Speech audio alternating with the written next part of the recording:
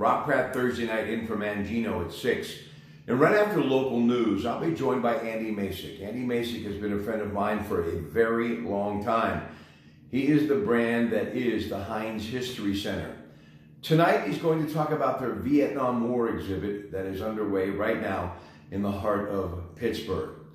You know, and this really is a very significant moment in our country's history that went on for generations. Yes, affected families during that time in Southeast Asia, those who fought there and those who were waiting for them to return here back in the States. But think about it, those who returned, their children and grandchildren, hearing those stories and remembering that person in their family, boots on the ground, that were over there fighting a war that a lot of people are still trying to figure out. You know, as a young man growing up, one of the things that we always did as a family, we'd have dinner at 4:30 and my father would read the newspaper and then we'd all sit back and watch Walter Cronkite, the CBS Evening News.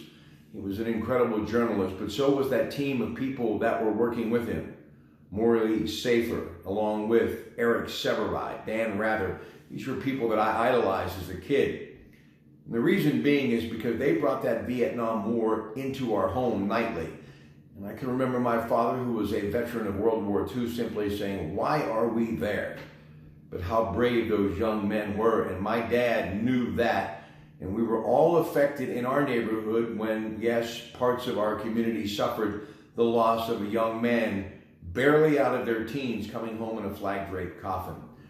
It's a moment in history that we need to remember and we need to reflect upon and continue to tell the story of the bravery and the heroes in that period in our country's history. And no one can really portray it better verbally than Andy Masich. So please join me tonight when he joins me to talk about the Vietnam War exhibit now being displayed at the Heinz History Center. He'll join me after the news at 6 on Kdka Radio.